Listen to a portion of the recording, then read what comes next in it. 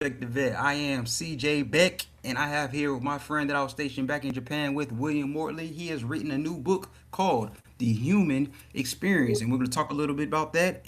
And I want to welcome him to the platform. Welcome to the show, bro. How you doing? Hey, thank you for welcoming me. You uh, shown me a lot of hospitality. I'm glad to be here. Absolutely, absolutely. I appreciate it. One of the things that I like to do when I first get my guests on is get to know them. So my first question is, can you tell us a little bit about yourself, where you're from, and how do you think that helped shape who you are today? All right, so I'm William Mortley. I'm from Houston, Texas. I had a pretty diverse upbringing. So I've lived in Acres Home. I also lived in Spring Branch. I went to diverse schools. I went to a predominantly black school. I've been to a predominantly white school, and I stayed in neighborhoods that were very diverse. So I did a lot of interacting with a lot of different people from different walks of life. So I kind of learned not to be biased toward, have my own bias towards other people's lives, and that allowed me to actually listen a little bit more. So I think my upbringing helped me really work with a lot of different types of people and to be very tolerant and sensitive to like different cultures and stuff, especially with traveling in the military. Um, so Houston, Texas, I soon as I turned 18, I was gone, man, right out of school. Nice, nice, nice. So, like I said, we met while we were both stationed in Japan. So, what do hmm you remember most about that assignment? Well, I would say that was one of my favorite assignments, man. I was really skeptical about going to it. I remember in Iraq, I got the opportunity to re-enlist, and I could choose a duty station. But I've been home. I've been in Texas for so long. My first duty station was Fort Hood. So on the weekends, I could still go home to Houston. But I wanted a kind of a change, so that's why I chose. Hey, you know what? I'm just gonna put a limb out there, and I'm gonna take a chance and go to another country. And I ended up loving it. I mean, the culture was great. I can say the culture shock was different. You know what I mean? The customs, I had to get used to that. But once you get used to that, I mean, you kind of adopt it. And the reason I say that, I remember because we drive on the opposite side in Japan. So when I would come back home on leave, sometimes I would take a turn, but I would be on the wrong side of the road whenever I would turn because I was so used to driving, driving in Japan. So you get used to things like that. You know what I mean? Um, Absolutely. One of the things I did like about Japan was the camaraderie. I don't know if it was because we were all soldiers or because we were soldiers in a foreign land, but we had things like the community club that had events that you can socialize with not only soldiers but also the local community, like the cherry blossom festivals, all kind of festivals that they have there because they have a rich culture. So I do remember the rich culture of Japan. Transportation system. You don't need a car, but it's good to have one because the trains Yes, run until like yes. 5 o'clock in the morning. You know what I mean? So if you want to go and have a good weekend, you can. You don't have to worry about driving. All you got to do is, have some fun people with you. Y'all take care of each other, and you can have a great time. Now, one of the other things, the food was, man, the yakiniku, the yoshinoyas, the stuff that I didn't get to eat. Well, I could eat in United States or other places, but it's just not the same as eating there. And Absolutely. I say the hospitality whenever you go out and eat was like immaculate. You know what I mean? Uh, they always were attentive, whether you're going to eat yakiniku, going to eat sushi. So I just really love the culture there. Um, Absolutely. And one of the big things I loved there was the technology. The tech was out of this. It was so far man, behind. yeah, I know. You, it makes you feel like we were in a time warp, man. Absolutely. Especially, I Let's remember. talk. Go ahead. I remember you could go to 7-Eleven and purchase everything on your phone. You know what I mean? Or you could do that at a soda machine. Is just put your phone up to it and just, it's like, man, I forgot my wallet, but I got my phone. But we didn't have that as, you know, much here. We didn't have like the Google Pay, the Apple Pay, and all the stuff that they use now. But 2000 and what was it, 8, 2007, and then Mhm. 2010 to 13, also best some of the best technology. Absolutely. So, what inspired you to join the military? I would say I wasn't sure what I wanted to do, but I was sure I wanted to do something. You know what I mean? I've always liked traveling. I didn't know if I wanted to go to college right away. I did have interest in being a soldier because one, because of the benefits, two, because I can get educated, and three, I can travel. So I got to do all of it joining the military. And I remember when I first joined the military, I think I was in 12th grade, but we were still in school.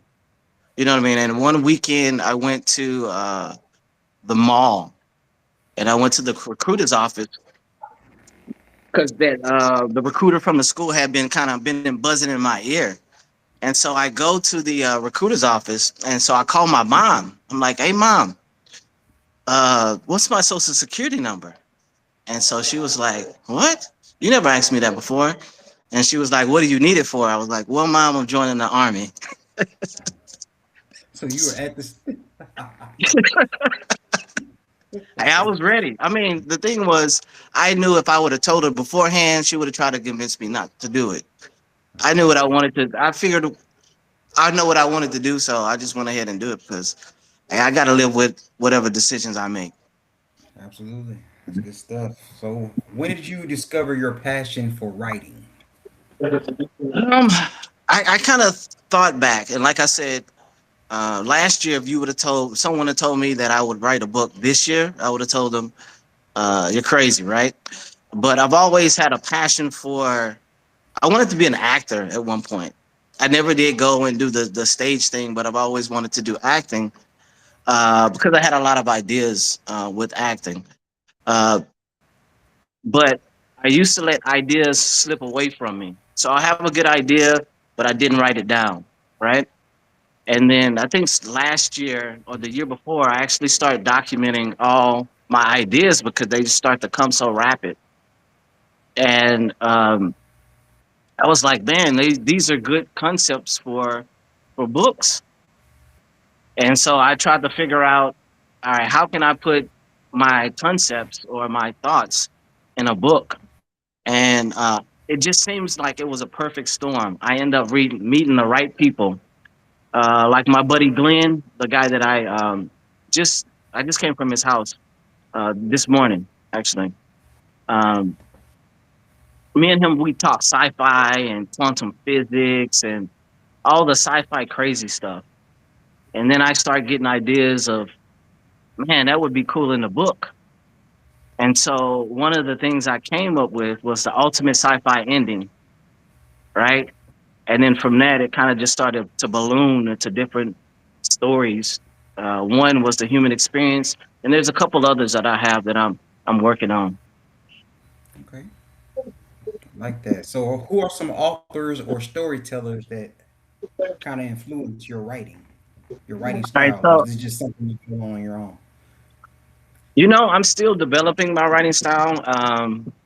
I like to do like immersive type of stuff that you kind of feel like you're the character. So that's kind of my thing. I like immersion stories. But some of the books that kind of got me started was one, this guy, Coach Greg Adams, The Free Agent Lifestyle. Now, it doesn't sound like a sci fi book because it's not, but it's one of those books, um, kind of self motivation, mentorship, different ways to think about success, how to make money, how to take care of yourself. And that was one of the things that men, we put ourselves on the back burner. We say we'll do it tomorrow, or it'll be okay, or it doesn't hurt that much. You know what I mean? Right. But I started to realize that.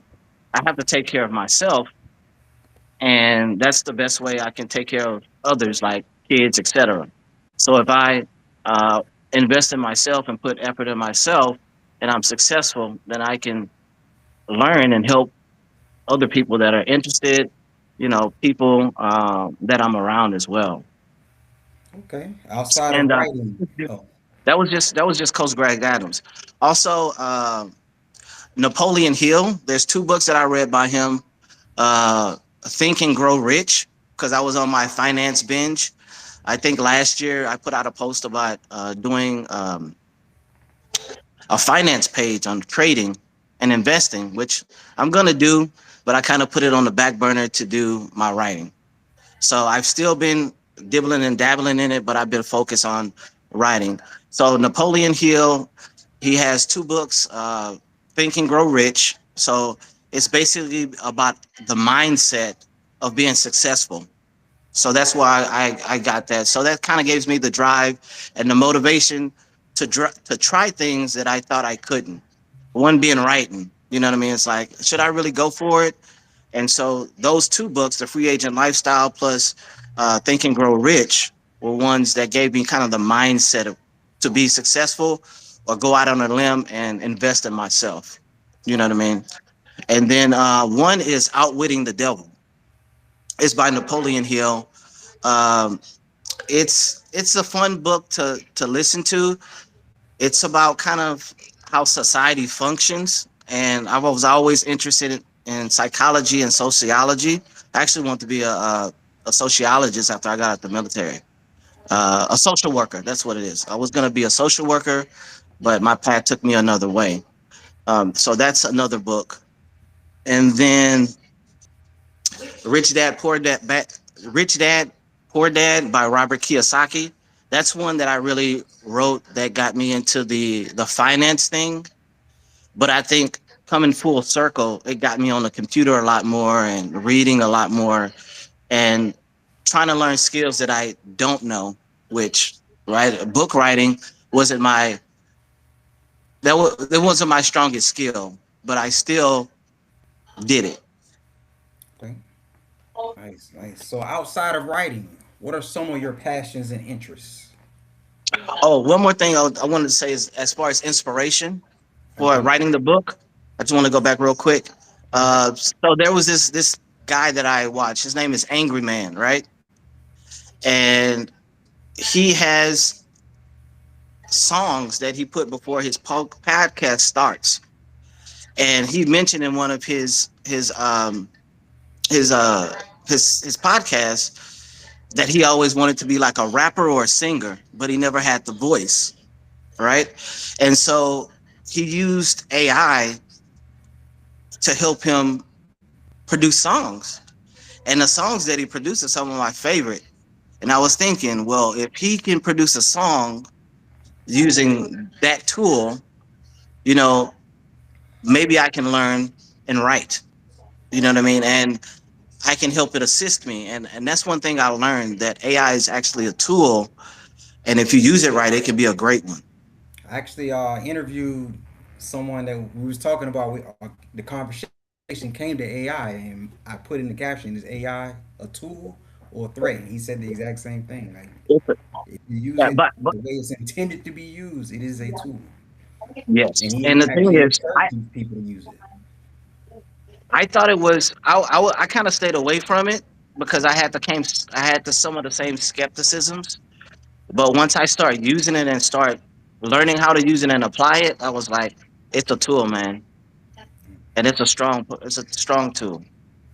Got you. The question I posed before you went back was, "What are your passions or interests outside of writing?" So if you kind of get some of the books that I read, the Rich Dad Poor Dad, Think and Grow Rich, I've always been interested in finance, trading, and investing. So that's what I do now. That's what I wanted to do. I wanted to be a digital nomad where I would just travel the world and do trading. You know what I mean? And trading would be able to sustain my life because I enjoy it. It's fun for me. Uh, it's freeing. You know what I mean? It's freeing. You can do it anywhere. I remember my first trial was I went to Panama. I went solo to Panama, and I took my computer just to see if I could trade the stock market there. And I was able to do it. So I was like, if I can do it in Panama, I can do it in other places. So if I wanted to retire or travel, I can. You know what I mean? I don't have to be stationary to work. And that was one of the things. So finance, psychology, and sociology, and mentorship. I really like to mentor people. That was one of my big motivations. I was going to do a YouTube channel for to teach people how to invest. Because if you do it early, I mean, that's the best time to do it. Is as early as possible. Yes, absolutely. So, what's a fun or random fact that most people don't know about you? This is one. Well, if you get to the end of my book, you'll probably know. So I am an amputee. I lost my right leg a few years ago. Um, but I will say this, and I truly believe this: you never know where your path is going to lead, or why your path is leading that way. I don't think I would have written the book if I had still had two legs. Mm, It seems like things lined up for this was one of the purposes I was supposed to fulfill. You know what I mean? yeah, absolutely. Um, and I'd say, Do you want to share, as in how it happened, or? I would say this. The quick story is, I'm diabetic. Okay. I ended up in the hospital and I got septic, Mm, and so I ended up losing my leg. Now, I would say that was a rough battle to go through, but I think one of the questions that you talk about a little bit later, you'll get an insight of how I dealt with it. okay, definitely. But that was and another fun fact is I did kickboxing as an amputee. Oh, wow. And that Okay. was pretty good. Yeah, that's a dope. That's a unique experience. How do you? Are you still doing it, or is that something you? Um, I did it. I kind of took a hiatus because I was focusing on some other stuff, and my son does karate, so you know what I mean. Okay. I just have to get it in the schedule. It's hard when you got a lot going on, but I do make sure my son he gets his stuff. Okay. He does his karate. He gets to his tournaments and everything. So I kind of live vicariously through him, but I also do some of the kickboxing on the side too. Got you. Let's go into your becoming an author. So, what advice would you give to a service member who has a Mhm. story they want to tell, but they don't know where to begin? Um, I'll say just wherever you wherever you are. Okay. If you have a story, I would start with writing the pieces down. You don't have to write it in order.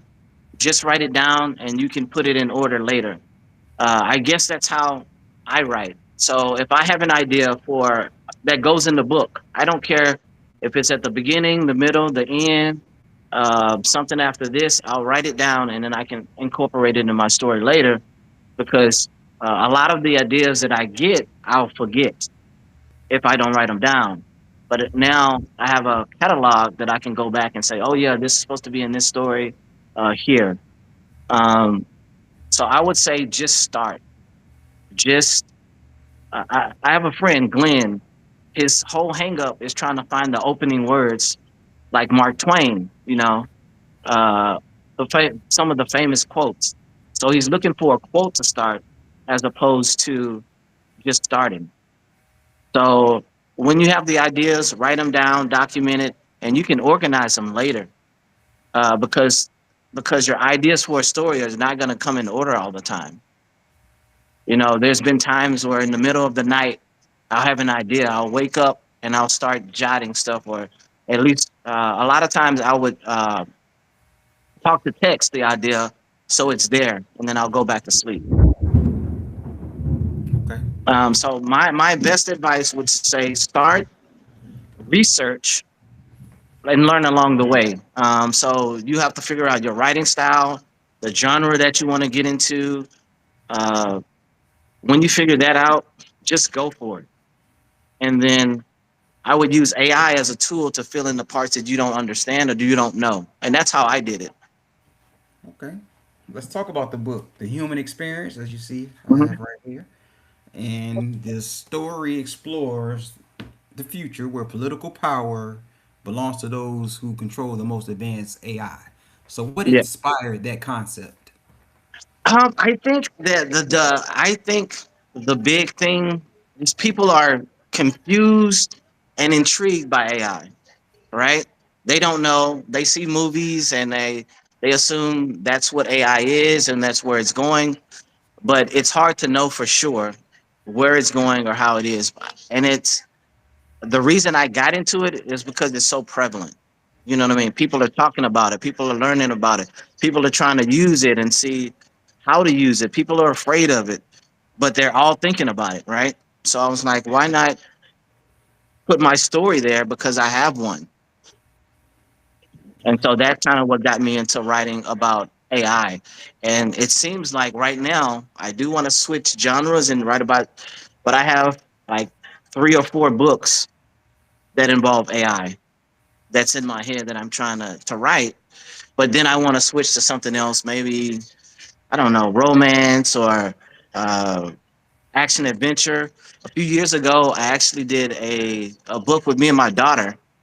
It was a school project. We wrote a book together. It was like a picture book. And now that I know how to publish a book from doing this, I'm gonna go back and publish. I'll probably try to publish that book as well. Okay. What message or questions do you hope readers take away after they finish your book?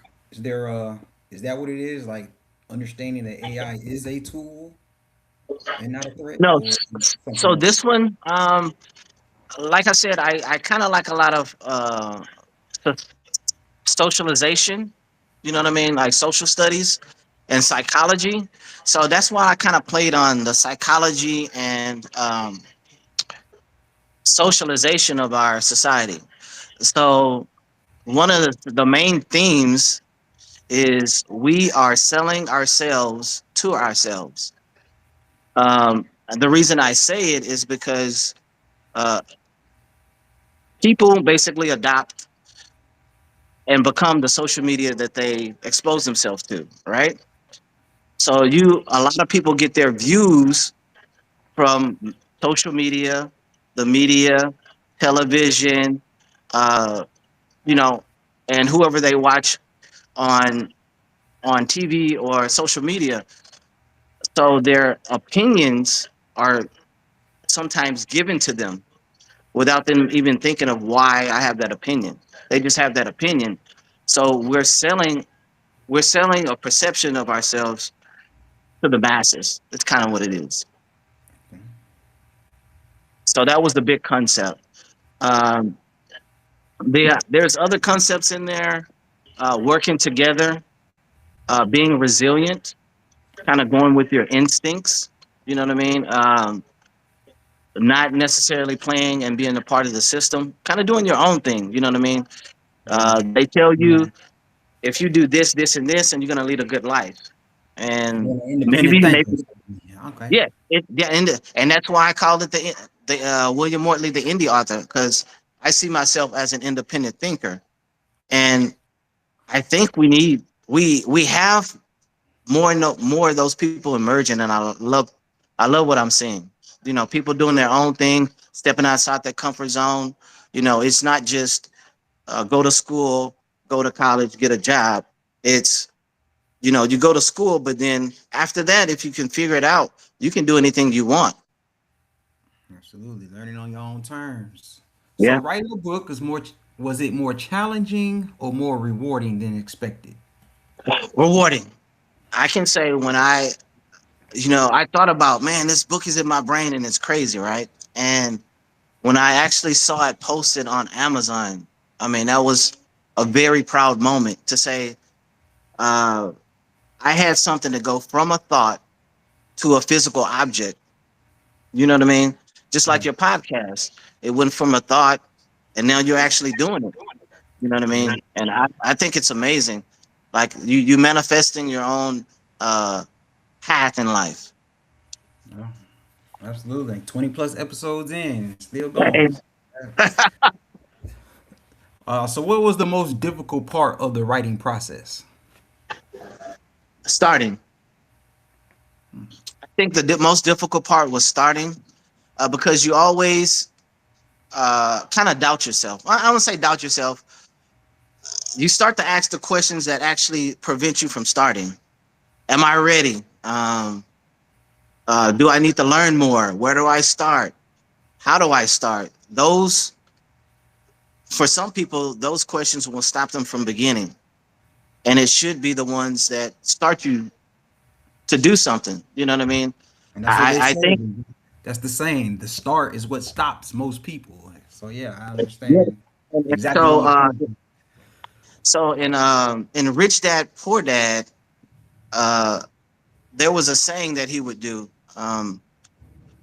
So most people they would say, "I want to do this," and then they would say, "It's too expensive to start," or "I don't know what I'm doing." Right.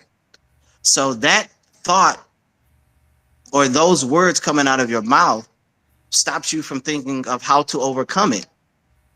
So what Robert Kiyosaki would say in Rich Dad Poor Dad was say, if it's too expensive, how can I obtain it anyway?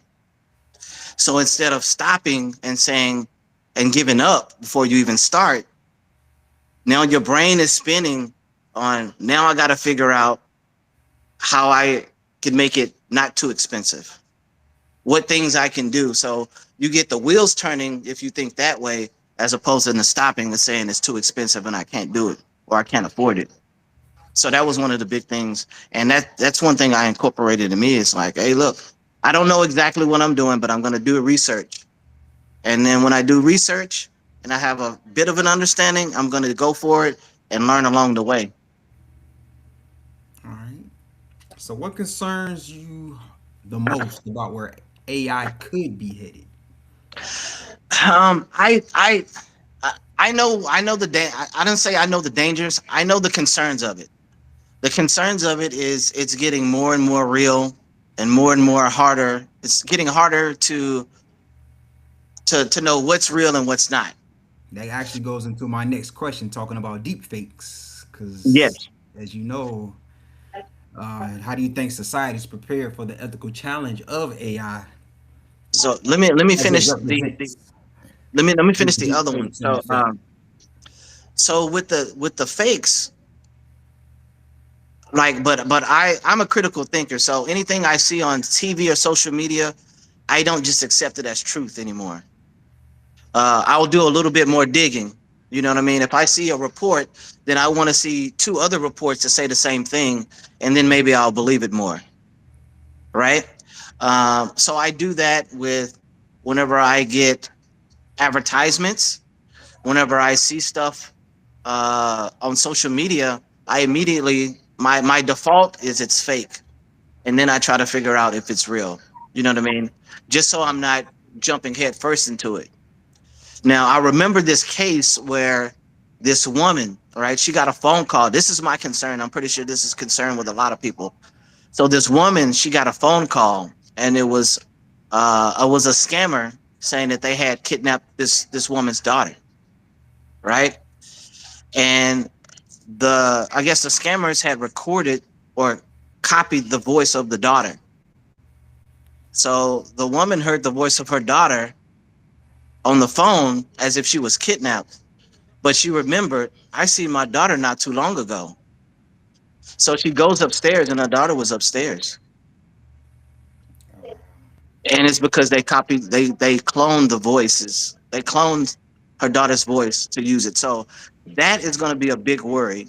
Um, uh, it's going to be hard to tell who you're actually talking to because I don't know if you've seen some of the AI tools. Well, people can completely change their gender, their race, what they look like. They can be a cartoon character.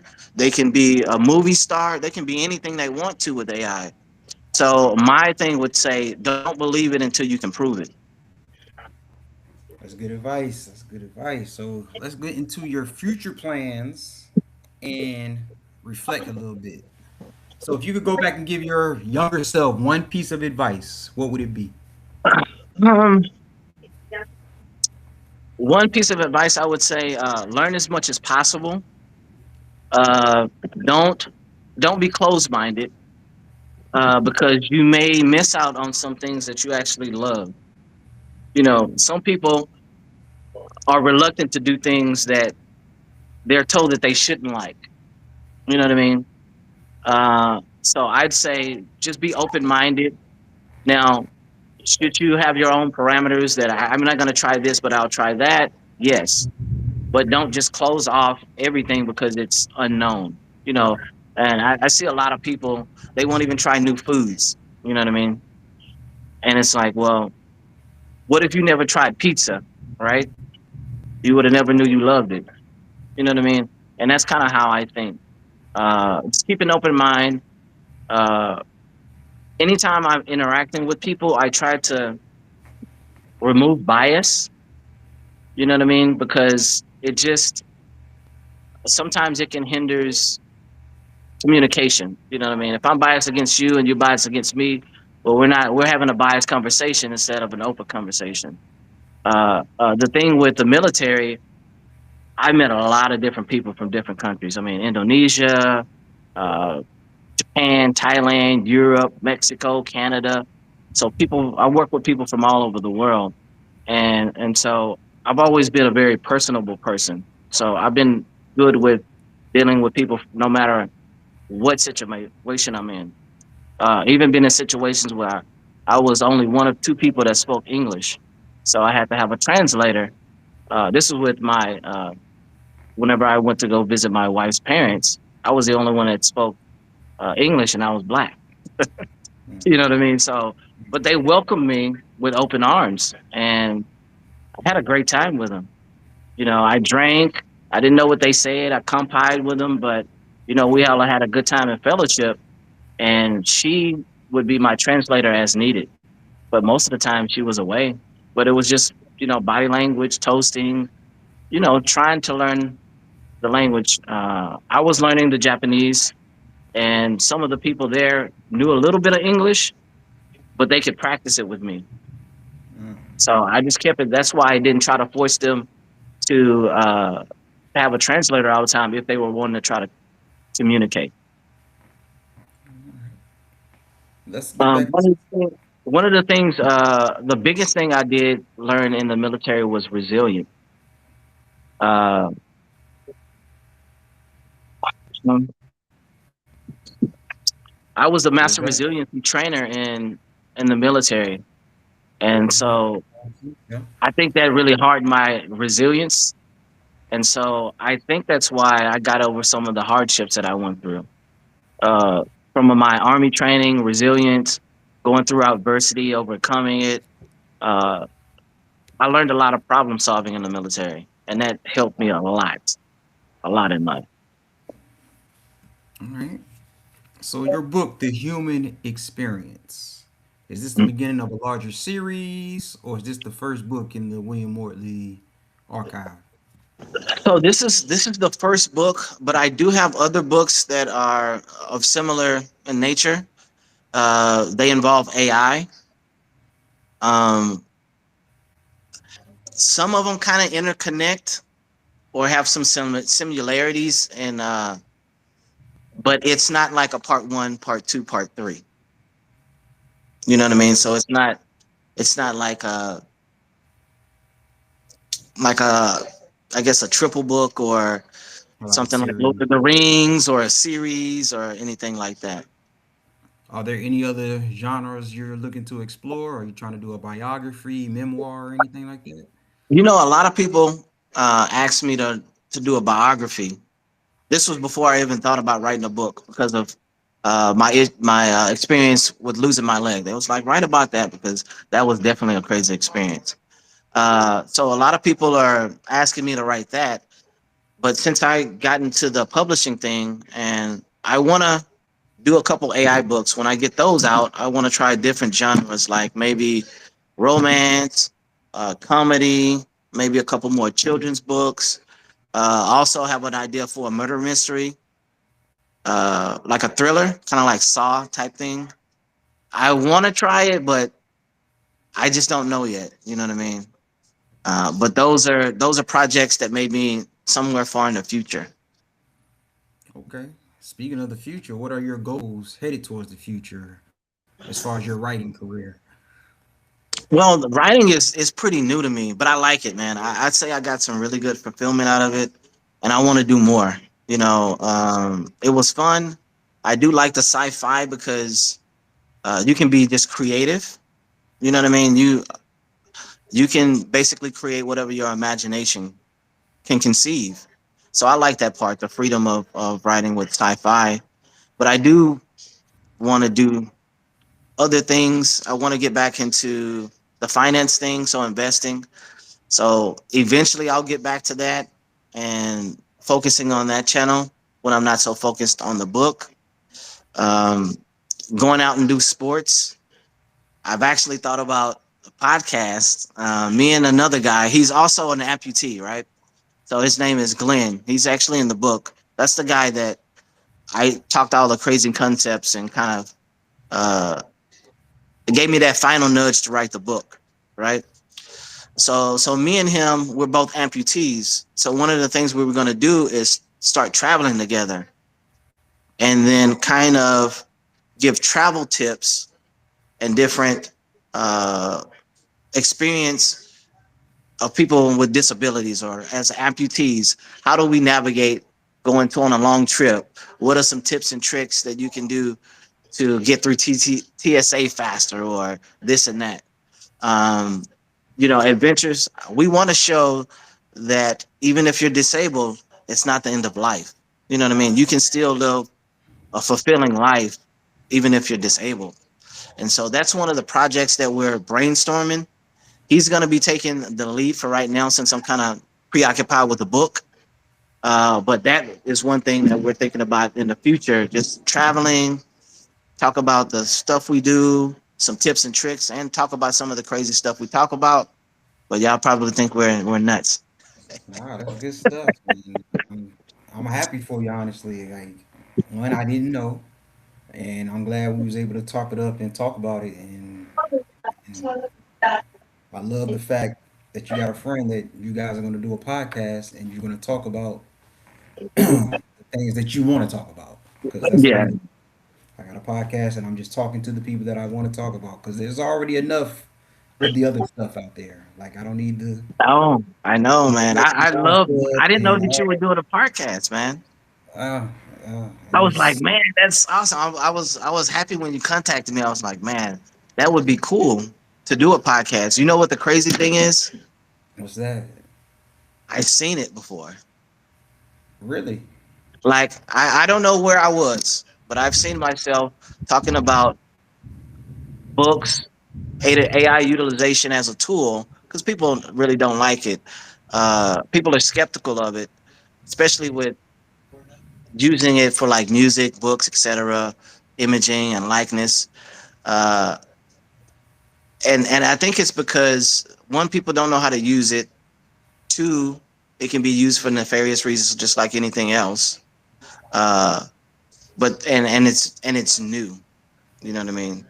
So, but I think if you utilize it well, like just for an example, I didn't know about publishing, and I was like, how do I have a book. It's I think it's like 64,000 words. How do I price the book? I don't know what the price should be for a sci-fi book because I've never written one. All I can do is compare. But I start asking the questions. All right, how should I price my book? And it gave me this. This is the sweet spot. This is not good. And I asked it marketing strategy. How can I market my product with putting it out? What should I price it at? And it says you should price it at this point for 2 weeks, and then after that you should put it at regular price. And I asked, more stuff about marketing. And this is just tips for the people that decide to write books. Ask the question. I have just paint paint paint the scenario to AI, and it can give you a direction to go. Nice. Uh, so, for instance, I wanted to market my book, so I didn't know about how to market a book because I never written one. And so it gave me tips on the websites that I could go to, post a book so people could read it and give me reviews on Amazon. Mm. And then I was like, so what am I looking for from Amazon? Well, once you get about 5 to 10 reviews, you become more credible. So I have a push for, hey, once you read it, please review. You see? So, Yeah. but if I didn't ask the question, I would have never known where to look. So AI is a tool to give you a direction to put the flashlight on where to look. Look over here, look this, this, and this. If you're worried about this, look over here, look at this and this, this and this. And that's kind of how I use it. And it worked well. That's good stuff. That's good stuff. So, this is my last question. Where can people find you? Where can people find the book? You said Amazon. Are there any other Yeah. places where your book is located or being sold? Okay. So right now it's only on Amazon as far as purchasing. And that's because I did what's called KDP Select. So I'm on there for 90 days, and after that, I can put it in like Barnes and Nobles. I can put it in other book formats. But because I did Amazon KDP Select, they have the exclusive rights for 90 days. Um, and that's what I learned that. So you have Amazon, I have Facebook. So I posted some of the advertisements, the previews, the trailers that I made using AI for the book. I have them posted on Facebook, and I did Instagram. That boy Will One, and TikTok. Morts Morts. I have that on TikTok. But the thing that I'm trying to drive is to people go to my YouTube channel. It's called William Mortley, the indie author. So Okay. on that channel, I'm gonna have kind of some background development, what I went through to make the book, some of the AI tools I used, some of the questions, uh, some of the prompts, and how I used it to develop the story. You know, I'll put kind of exclusive stuff there that you can't find anywhere else, and then I put the first 4 audio visual chapters on YouTube. That's all I can put, but I'm also going to put the audiobook first 4 chapters. But after the KDP Select 90 days, I can put a little bit more content out there as far as the book. But it's in development, but it's developing fast. All right. Sounds good. Sounds good, man. I appreciate you for coming on my platform. This was a great, great, great interview, and I wish you much success with the book and your future books. I hope the Oh, family's absolutely. well. Definitely tell the wife I said hi. Okay, okay. Yeah, I thank you for giving me the opportunity to be on your show. You know what I mean? I wish you success as well. I know you got a great mind, so I know you'll be successful. And I look forward to maybe in the future when I have other books to come back and do some interview, or if I do other things, hey, we can do something else in the future. absolutely. My platform is always open to you, bro. You already know that. I All appreciate right. you. All right. Yeah, I am Beck the Vet as I continue to honor the past, build the future, and serve the now. We out of here. Appreciate you, All bro. right. All right, Beck. Good stuff. Absolutely.